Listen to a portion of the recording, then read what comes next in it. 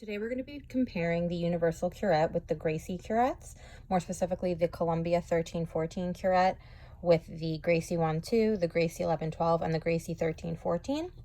All of these instruments have a handle right here.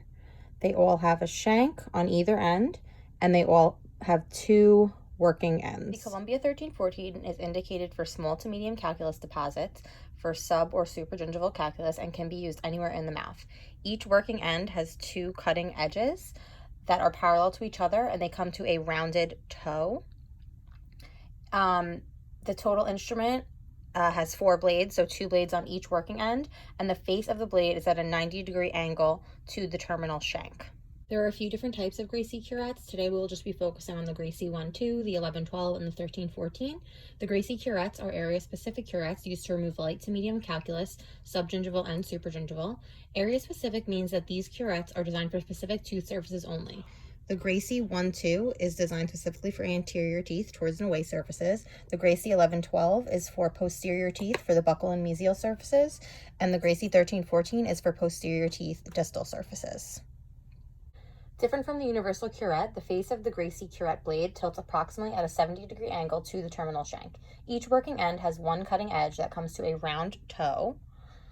The terminal shank of these instruments are longer in order to better reach root surfaces and deep periodontal pockets. Both the Graceys and the universal are used supra and subgingivally, and both use a modified pen grasp with a firm to moderate pressure and short overlapping strokes. For both instruments, the toe third should be adapted to the tooth, and both instruments use the close insert open method.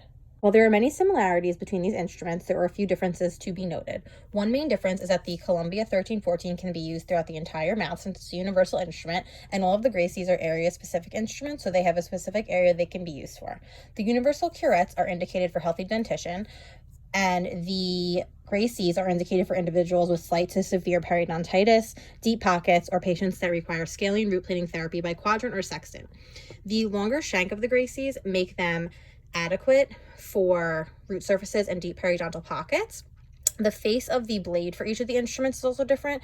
The universal, it's the face of the blade is at a 90-degree angle to the terminal shank, and the Gracey is at a 60 to 70-degree angle to the terminal shank.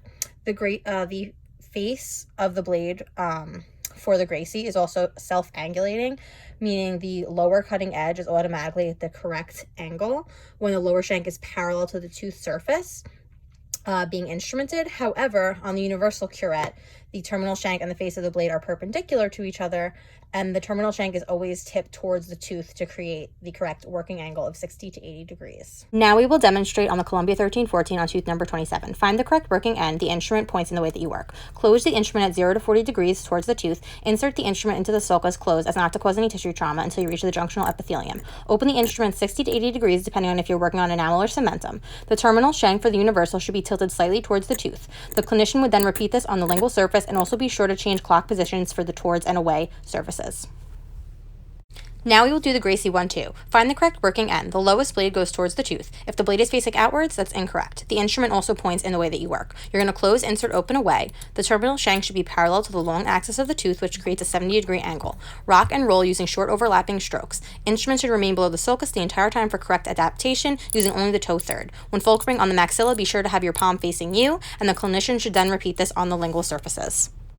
Now we're going to demonstrate the universal curette in posterior sextants, tooth number 3 and tooth number 17. To find the correct working end of the universal, use V to the D. You're going to start at the distal line angle of the most distal tooth in the quadrant, and you're going to be sure the instrument is pointing distally. You're going to work distal to interproximal. Close, insert, open, create 60 to 80 degree working angle. Once fully interproximal, remove the instrument and point mesially.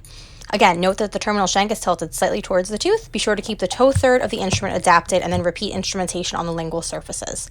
Make sure to be rocking and rolling, using wrist motion rather than digital motion, and applying pressure to your fulcrum. Be sure that your palm is facing up when instrumenting on the maxilla and palm is facing down when instrumenting on the mandible.